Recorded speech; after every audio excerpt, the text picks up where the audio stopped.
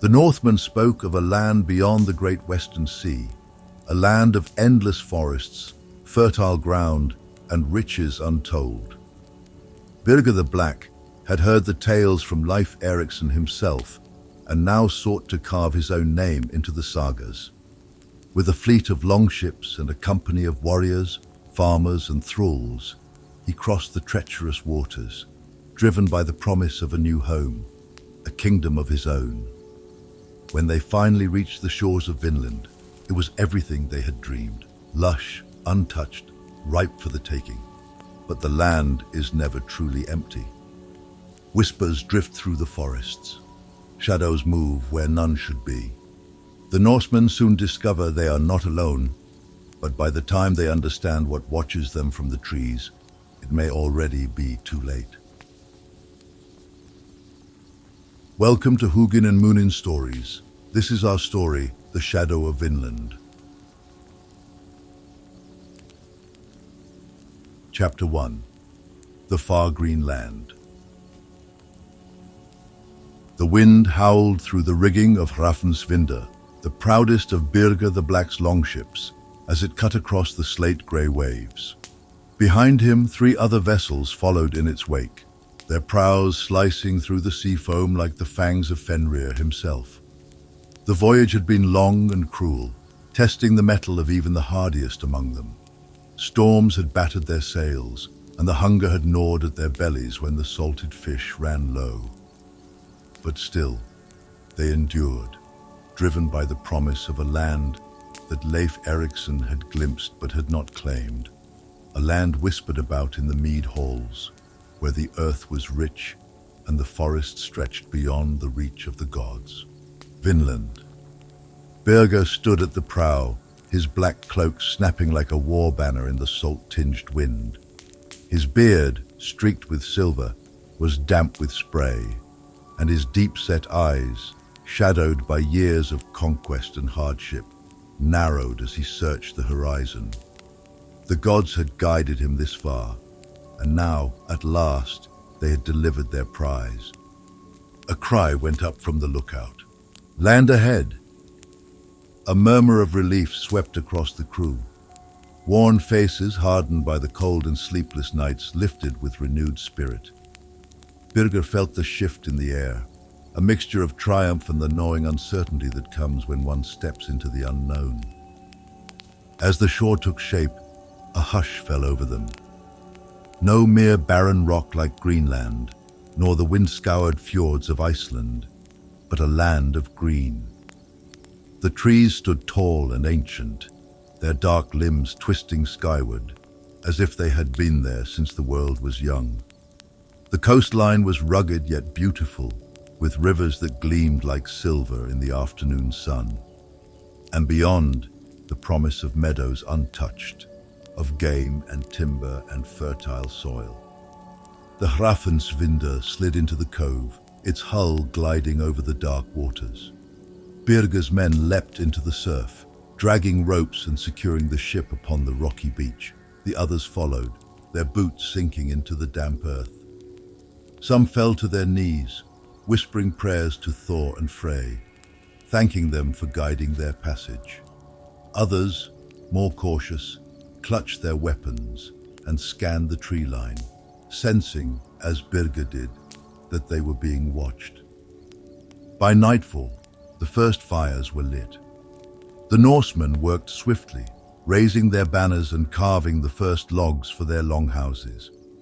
A palisade of sharpened stakes was erected, and by dawn, Vinland had its first settlement, Hrafnsfjordur, named for the black-winged omen that had guided Birger across the sea.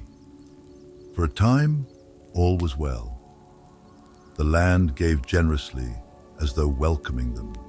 The rivers teemed with fish, the forests echoed with the calls of game, and the soil, dark and rich, promised harvests greater than any in the lands of ice. The men feasted and laughed beneath the starlit sky, believing they had conquered the wilds. But Vinland was no land of gods and men alone. It began with the whispers. Faint at first, carried on the wind, like the sighs of the dead, The warriors blamed it on the breeze, the trees bending and groaning in the night. But then came the tracks, prints too large for any bear, circling their camp like a beast unseen. Some claimed they saw shapes moving between the trees, figures that melted into the shadows as quickly as they had come. Birger did not dismiss it outright. He was no fool. He had seen things in his years at sea, things that men dared not name, but he would not show weakness. "The land tests us," he told his men one evening, standing before the fire. "The gods would not have led us here if it was not ours to take. We are Norse. We do not flee from shadows." The men roared their agreement, though some glanced toward the darkened tree line, where the shadows moved just beyond the reach of the flames. And then, one of their own vanished. The scout, Sigmund, had gone out before dawn, his axe slung over his shoulder. He was to track the deer they had seen grazing near the hills. But when the sun rose higher, there was no sign of him. They sent men to search, calling his name, scouring the woods.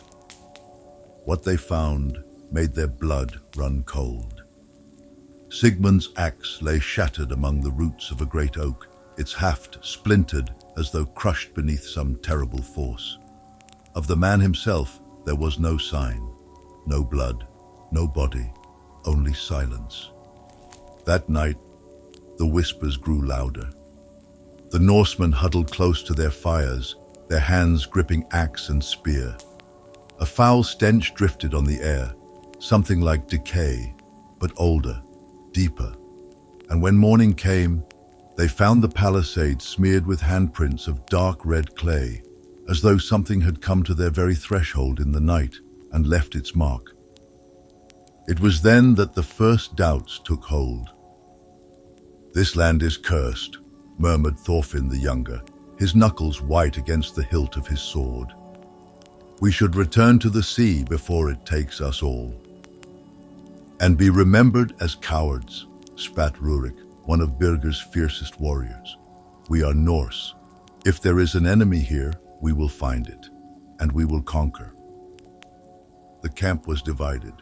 Some spoke of retreat, of heeding the warnings that whispered through the trees. Others, full of pride and fire, swore that no ghost nor beast would drive them from what was rightfully theirs. Birger said nothing. He had seen his share of battle, of blood spilled on foreign shores. But this was something different, something he did not understand. And then, in the stillness of the coming night, the first scream rang out. Not the cry of man or beast, but something else entirely, something that should not be. Chapter 2. The Unseen Watchers. The scream tore through the night like a blade through silk, raw and inhuman. The Norsemen sprang to their feet, axes gleaming in the firelight, eyes darting toward the dark wall of trees that loomed beyond their camp. Birger's breath was steady, but his mind raced. No beast he had ever known made such a sound. It was neither the howl of a wolf nor the cry of a man. It was something older, something that did not belong in the world of flesh and bone. "Shields up," he barked. The warriors formed a tight circle, backs to the fire, weapons at the ready. The farmers and thralls cowered near the center, gripping whatever they could find: wooden clubs, fishing spears, rusted knives. In the dim glow of the flames, the shadows beyond the palisade seemed to lengthen, reaching toward them with unseen hands. For a long, breathless moment, there was silence. Only the crackling of the fire and the hammering of their hearts. Then the whispers came. Not the wind, not the creaking of trees. Voices, low and guttural. Ancient tongues twisted into sound spoken from lips unseen. The men flinched, tightening their grips. Then a warrior shouted, "There! By the gate!" Birger turned just in time to see a figure standing just beyond the palisade, half hidden by the darkness. It was tall, impossibly so, its limbs stretched long and thin like the branches of a dead tree. Its skin, if it had any, was the color of the night itself, a shifting shadow against the deeper black of the forest. It had no eyes, and yet Birger felt its gaze upon him, cold and knowing. For a moment, no one moved. The fire crackled, the air hung thick with the scent of damp earth and something fouler. Then, just as suddenly as it had appeared, the figure melted back into the woods, its form breaking apart like mist in the morning sun. A warrior cursed and hurled his axe after it, but it found nothing but air. "By Thor's hammer," Thorfinn whispered. "What was that?" Birger did not answer. Instead, he strode to the gate and ran his fingers over the wooden stakes. His hand came away damp. The dark red clay was smeared across the wood again, but now there was something else mixed in, the scent of old blood. The whispers faded, the forest was still, but something had changed. By morning, the settlement was on the verge of breaking. Some of the settlers, men hardened by years of raiding and battle, were eager to hunt the thing that lurked in the trees, to prove their strength against whatever had dared challenge them. Others, the ones who had seen too many wars and knew when to listen to the silence, spoke in hushed voices of leaving. "The gods did not lead us here," said an old thrall named Ketil, his voice barely above a whisper. "We have come to a place that was never meant for men." "The gods gave us strong arms and sharp blades," Rurik countered, his hand resting on the pommel of his sword. "Let us put them to use." Tension rippled through the camp. Birger knew the weight of leadership, the burden of choices that could not be undone. If he ordered them to stay, he risked more lives. If he ordered retreat, he would be remembered as the man who fled before an enemy he did not even know. But before he could make a decision, a scout came running, breathless, his face pale as death. "Come, quickly, you must see this." Birger followed him, along with a handful of warriors, to the edge of the clearing. The morning mist curled low over the ground, swirling in ghostly tendrils. There, in the damp earth, were the tracks. They were massive, nearly twice the size of a man's foot, with deep impressions that suggested something heavy had passed through in the night. But it was not the size that made the warriors uneasy. It was the shape. The footprints were not human, nor were they those of any beast they had seen before. They were twisted, uneven, as though the thing that made them did not walk as men or animals do. The deep grooves in the earth suggested long, clawed toes, as if whatever had left them had once been something else, something more human, but had become wrong. A shiver ran through the men. Even Rurik, so eager for battle the night before, did not speak. Birger knelt beside the prince, running his fingers through the damp soil.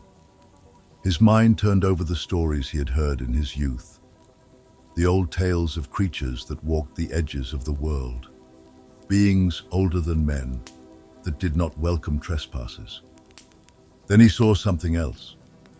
Not far from the tracks, hidden beneath the mist, was another object, a bone, small and pale, half buried in the black earth.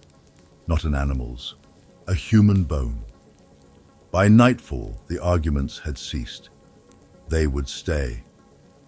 "The land is too rich to abandon," Birger had told them. "We are Norse. We do not run from the unknown." But even as the words left his lips, he felt the weight of them pressing against his chest. The men took turns keeping watch. The fires burned high, spears in hand, eyes scanning the dark.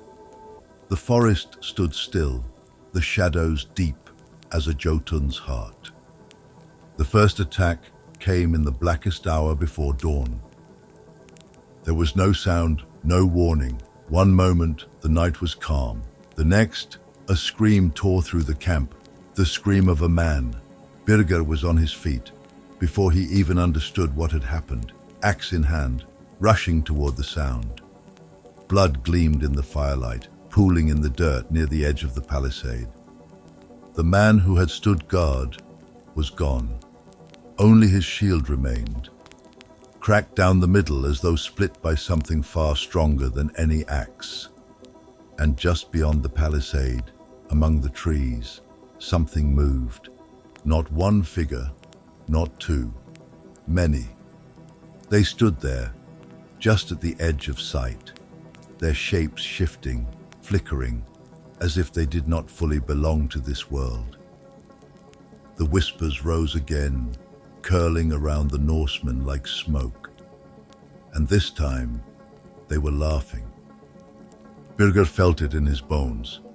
This was not war. This was not conquest.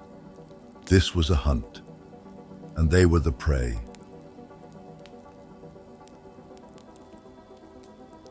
Chapter 3. The Hunt in the Deep Wood. The morning after the attack, a heavy mist clung to the earth like the breath of a dying god. The sun was little more than a pale smudge in the sky, its light struggling to pierce the gloom.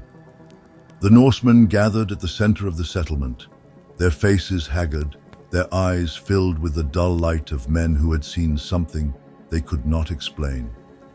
The palisade still bore the marks of the night's terror, deep gouges in the wood, as though something with claws of iron had raked across it. The blood of the fallen watchman was dark now, dried against the cold earth. But there was no body, no sign of struggle beyond the shattered shield, split as though it had been struck by the hammer of Thor himself. Birger stood over the remains, his mind caught between reason and dread. "We need to leave," said Ketil the thrall, voice hushed, fearful. "This is not our land." Rurik spat into the dirt. "Cowards' words. We are warriors. If there is an enemy here, we kill it." Thorfinn, ever the voice of caution, shook his head. "We do not know what we face. We fight men. We fight beasts. But this..." He gestured to the tracks near the wall, long clawed impressions that did not belong to anything that walked Midgard. Birger exhaled slowly, scanning the faces of his men. They would not break yet, but fear was creeping in, like rot in the wood. "Then we find out what hunts us," he said. A dozen warriors, armed and armored, left the settlement before midday. Their spears were sharp, their shields strong, but none spoke as they passed beyond the palisade and into the waiting mouth of the trees.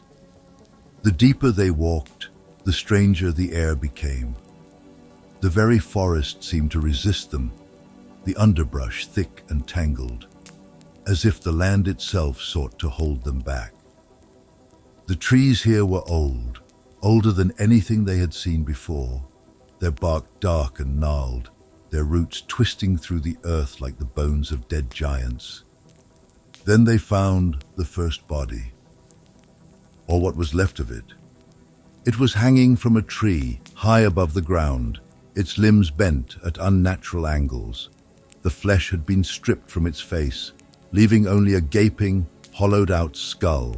Runes had been carved into its ribs, ancient runes, older than the Norsemen, written in no script they recognized. Thorfinn's breath caught in his throat. "This is not the work of Skraelingar," he whispered. Birger said nothing, but his hand tightened around his axe. This was no simple enemy. This was something far worse. The wind shifted, and the whispers returned. They came from everywhere and nowhere, slithering through the trees like smoke. Voices without mouths, speaking in a tongue that should not exist. Then, from the shadows between the trees, something moved. Rurik barely had time to raise his shield before it was upon him. The thing that leapt from the darkness was no man. It was tall, twice the height of a man, its body long and twisted, its limbs ending in blackened claws. Its face, if it had a face, was a shifting, writhing mass, as though the very act of being seen pained it. Rurik bellowed a war cry and swung his axe. The blade struck home, biting into the creature's flesh, but no blood ran from the wound. Instead, a thick black vapor hissed from the gash, curling through the air like dying embers. Then the thing screamed. It was a sound not meant for human ears, a sound that made the warriors' bones ache, that turned their blood to ice in their veins. Rurik staggered back. The wound he had struck was already closing. "By the gods," Thorfinn breathed, "it does not die." Birger did not hesitate. He lunged forward, driving his blade deep into the creature's side. The steel bit, and this time the thing recoiled, its form flickering, as though it was slipping between this world and another. Then, just as suddenly as it had appeared, it was gone. The forest fell silent. Rurik, his breath ragged, wiped the sweat from his brow. What was that?" Birger did not answer. He turned instead to the tree where the carved body still hung, its runes glistening in the dim light. He traced a finger over one of the symbols, feeling the weight of something ancient, something terrible. He had seen such runes before. Not in this land, not in Midgard, but in the oldest sagas, in tales of the first men, when the gods still walked among them. It was a warning, and they had not heeded it. The gathering dread. They returned to the settlement before nightfall, but there was no relief in their arrival. The others gathered around as the warriors told of what they had seen. The hanging corpse, the runes, the thing that had attacked them and vanished into the air. Even the boldest among them could not deny it now. This was not war. This was a curse. "We leave," Ketil urged, "before it is too late." But Birger knew what leaving meant. To turn back across the sea would be to admit failure. To return with nothing but ghost stories would stain his name in the sagas. And yet, he looked toward the trees, where the shadows stretched longer than they should, where the whispers had already begun again. Vinland had been promised to them, but to whom did it truly belong?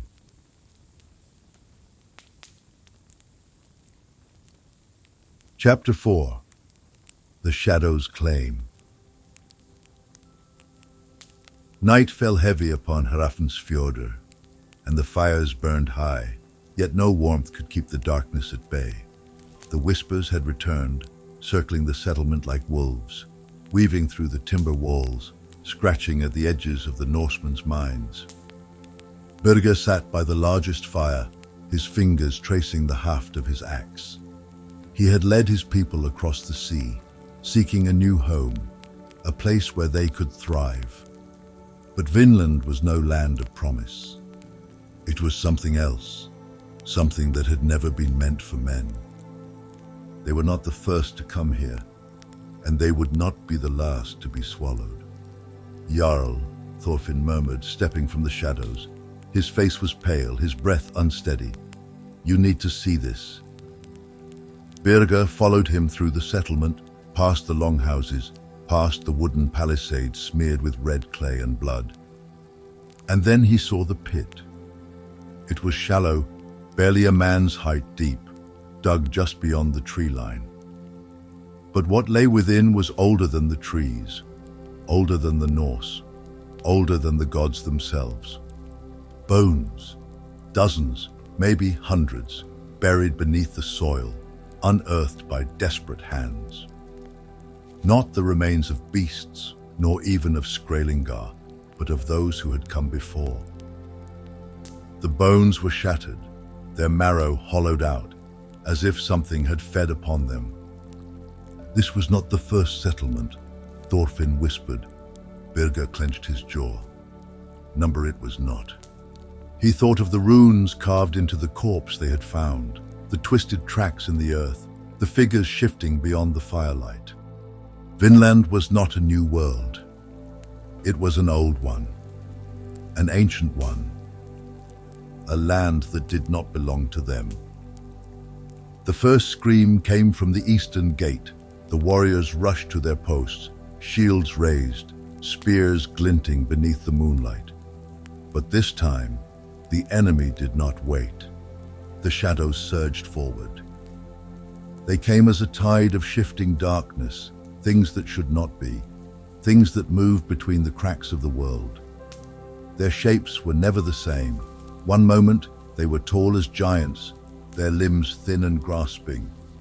The next, they poured over the walls like liquid night. The first man to fall did not even have time to scream.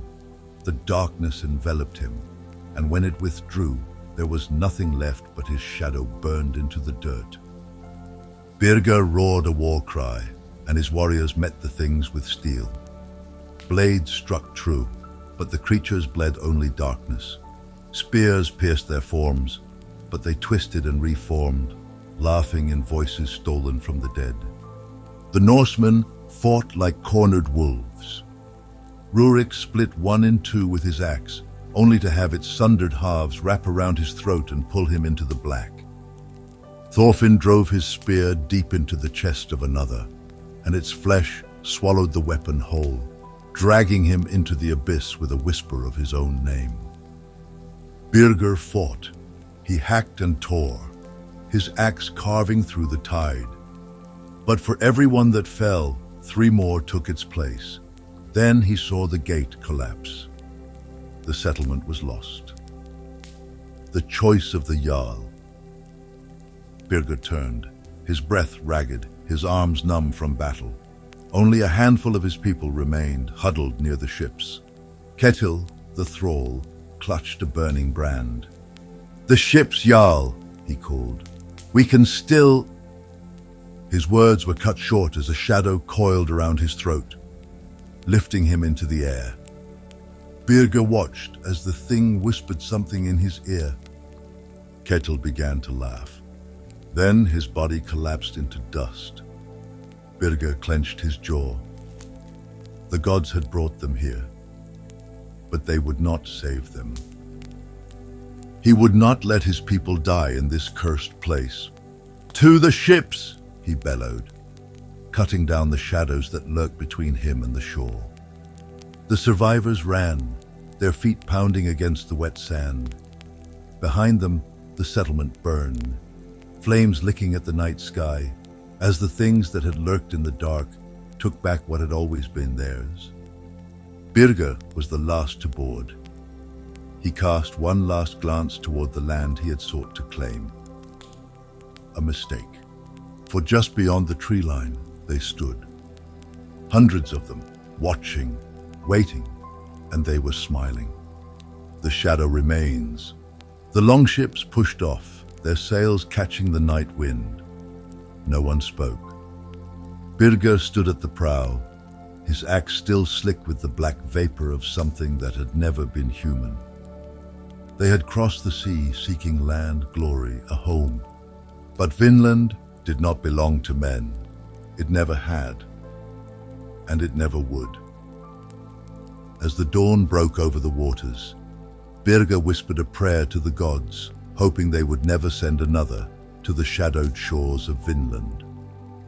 For what lurked there did not sleep, and it was always hungry. And with that, we say goodbye for this time. Thank you for listening to our story, The Shadow of Vinland.